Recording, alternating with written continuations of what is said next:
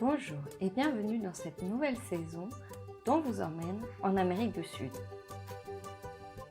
Les agences Exception et moi-même sommes ravis de vous retrouver afin de vous partager nos découvertes et les endroits secrets de l'Argentine, de la Bolivie, du Pérou, du Chili et du Paraguay. Cette semaine, nous partons à la conquête d'une île qui nous fait tant rêver. Destination, l'île de Pâques. Perdue au milieu du Pacifique Sud, Rapa Nui, ou l'île de Pâques, abrite un patrimoine culturel et naturel préservé, à la fois unique et mystique. Nous nous sommes envolés pour l'une des terres habitées les plus isolées de la planète, le temps d'un séjour inattendu et inoubliable. La petite île des grandes statues Moai n'en finit pas de nous surprendre. C'est un petit morceau de terre émergé, long de 25 km et qui recouvre une superficie de 162 km². Cette île appartient au Chili, mais elle en est éloignée de plus de 3700 km. Les terres habitées les plus proches sont les îles Pitcairn, situées à 2000 km, et Tahiti, à 4200 km. Rapa Nui, qui signifie la lointaine en tahitien, est ce que l'on pourrait désigner comme l'un des lieux les plus perdus et isolés du monde. Elle n'en est pas pour autant moins belle et moins riche culturellement. Nous sommes partis à la découverte de l'île depuis Santiago, la capitale du Chili. Après un vol de 5 heures, nous atterrissons dans la ville de Angaroa, seule commune de Rapa Nui. Cette dernière est aujourd'hui peuplée par environ 6000 habitants permanents. Et elle accueille plus de 60 000 touristes à l'année, nombre qui a volontairement été limité par les autorités locales afin de protéger l'île des flux trop importants et de sauvegarder son patrimoine. Rapa Nui dessine une forme de triangle dans l'océan que l'on peut voir par les hublots de l'avion en y arrivant. Chaque angle est constitué d'un volcan, tous trois éteints, Poike, Ranocao et Terevaca. En effet, l'île de Pâques est une terre volcanique à l'origine très fertile. En arrivant sur l'île, nous commençons par la découverte du volcan Ranocao sur la pointe sud-ouest.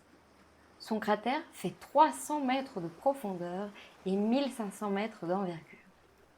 Il accueille un lac d'eau douce pendant la plus grande partie de l'année. Le magnifique volcan est situé sur le site d'Orongo, un village rituel dédié au dieu Makemake et à l'homme-oiseau que nous découvrons ensuite. En effet, au cours du XVIIIe siècle, les Pascuenses changent de croyance, passant du culte des Moai, les fameuses statues de l'île de Pâques, à celui de l'homme-oiseau. Ils considèrent alors, selon leurs origines ancestrales polynésiennes, que les humains sont issus d'un œuf, fruit de la rencontre entre la mer et les airs. Chaque année, les hommes des différents clans partent à la recherche de cet œuf à la nage jusqu'à l'île Motonui. L'œuf est en réalité un œuf de sterne, l'oiseau endémique de cette partie du globe. Le premier ayant rapporté le fameux objet tant convoité devenait le nouvel homme-oiseau, arbitre des conflits et personne sacrée durant l'année. Cette tradition et plus largement ces croyances ne durèrent que jusqu'au XIXe siècle. Autour de 1880, les marchands esclavagistes chiliens vinrent chercher des esclaves sur l'île de Pâques, vidant celle-ci d'une grande partie de sa population.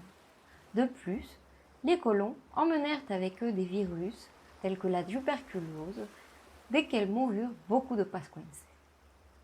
Certains chercheurs vont même jusqu'à penser qu'il ne serait resté que 200 Rapa Nui sur l'île pendant plusieurs décennies. Nous allons ensuite visiter le site de Hanakau Tagata, à côté de celui de Ronco. Il regroupe plusieurs grottes naturelles avec des vestiges de peintures rupestres faites par les Rapa Nui. La promenade est un plaisir pour les yeux et particulièrement pour les photographes, car la roche forme des sculptures et des coupures spectaculaires devant l'étendue bleue que nous offre le Pacifique. En effet, l'île de Pâques est un lieu qui se pratique largement à pied ou à vélo ou encore à cheval. Sa taille est adaptée à la promenade et l'on profite d'autant plus de ces riches paysages en la traversant en marchant. La journée se termine sur un merveilleux coucher de soleil sur l'océan, derrière les statues Moai d'Aotai, un des nombreux sites de culte Rapa Nui. Le lendemain, nous empruntons la route de la côte Est, vers l'autre bout de l'île. Nous en profitons pour nous arrêter sur des sites Moai. La particularité de ceux-ci est que beaucoup de ces statues sont couchées au sol. Les raisons de cette position sont longtemps restées mystérieuses pour les visiteurs, de même que l'œuvre pharaonique qu'elles représentent. Les Moai, ces statues de basalte s'élevant jusqu'à 14 mètres, sont au nombre de 887 sur l'île, et elles ont toutes une histoire particulière.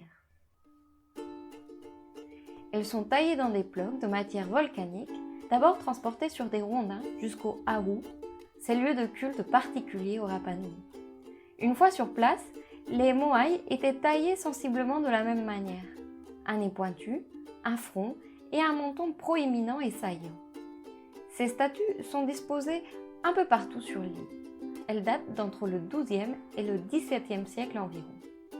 Elles étaient à l'origine le cœur des cultes sur l'île de Pâques. Elles représentaient les ancêtres, les premiers hommes débarqués sur l'île. Cependant, les Rapa Nui, en développant l'île et son agriculture, firent face à une catastrophe écologique. Les arbres ne poussaient plus et la fertilité du sol s'était atténuée. De plus, l'île, située au cœur de l'océan Pacifique, a fait face à de nombreuses catastrophes naturelles. Ainsi, devant cette lourde perte écologique, les Rapa Nui cessèrent leur culte des Moai et se tournèrent vers les nouvelles croyances, dont celle de l'homme-oiseau. C'est alors qu'ils renversèrent une partie des statues de l'île de Pâques en signe d'abandon des anciens rituels. Nous visitons ensuite le site d'Ahu Tongariki avec la plus grande statue de l'île, vraiment impressionnante du haut de ses 14 mètres de hauteur. Nous arrivons ensuite sur la poétique baie La Pérouse. Il faut savoir que de nombreux lieux de l'île de Pâques portent des noms de colons et d'explorateurs.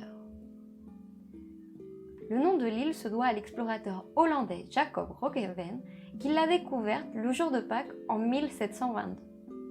L'île devint ensuite une possession espagnole puis française et enfin chilienne depuis 1888.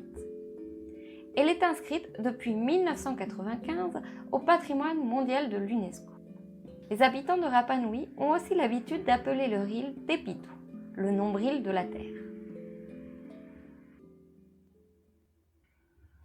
Nous continuons la découverte des Moai avec les sites archéologiques d'Ahu Ature Uki et Ahu Nau Nau, ce dernier abritant 4 Moai avec des coiffes rouges sur la tête. Nous terminons la journée en profitant de 2 seules plages de Rapa Nui. Ovae, recouverte de sable rose, et Anakena, une plage de sable blanc. Les abords de l'île ne sont pas protégés par une barrière de corail, ce qui fait que les intempéries y sont assez nombreuses et les plages rares. Néanmoins, il fait en général entre 16 et 28 degrés toute l'année. C'est également un lieu privilégié pour la plongée sous-marine, l'océan autour de l'île regorgeant de vie. Enfin, nous nous rendons sur la magnifique péninsule de Poike, tout à l'est de Rapa Nui. Pendant notre trekking, nous pouvons admirer la terre rouge et la nature verdoyante du lieu. Un petit coin de paradis distinct du reste de l'île par ce paysage si particulier et coloré. Pour notre dernier jour sur l'île de Pâques, nous partons admirer les moais les plus impressionnants encore sur les sites d'Ahu Uri Aurenga, dont le plus grand moai a une orientation astronomique très particulière, et sur le site de Ahu Akiwi, dont les 7 moais scrutent la mer, contrairement aux autres, dont la grande majorité regarde vers l'intérieur de l'île. Nous découvrons l'endroit où étaient fabriquées les coiffes des statues en pierre rouge, facilement modelables. Enfin, nous arrivons jusqu'à la merveilleuse caverne Anatepa'u, remplie de verdure et d'un petit ruisseau. Elle fait plus de 7 km de longueur et c'est la plus longue de l'île et elle vaut vraiment la peine de s'y arrêter. Enfin, nous terminons notre découverte par le volcan Maungaterivaca, le plus haut point de vue de l'île. De là, nous pouvons même deviner la courbe de la Terre sur l'horizon de l'océan. Nous sommes ici, à proprement parler, au bout du monde. Notre voyage s'achève sur un dernier coucher de soleil sur les merveilleux panoramas offerts par Rapa Nui. Des lumières uniques et différentes chaque jour. Les rayons du soleil entre les moaïs encore debout, face à la mer ou face à leur île. Un lieu de charme et de culture originale, isolé et inattendu, comme une perle du Pacifique, encore préservée du trop-plein de visiteurs et qui nous plonge dans une histoire mystérieuse, encore bien méconnue.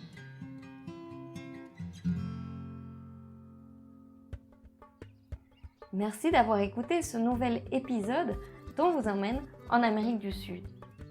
Si vous souhaitez retrouver les photos de ce reportage, je vous invite à visiter le lien dans la description. J'étais heureuse de partager ce moment avec vous et vous dis à très bientôt pour partir à la découverte d'une nouvelle destination, que ce soit en Argentine, en Bolivie, au Chili, au Paraguay ou au Pérou.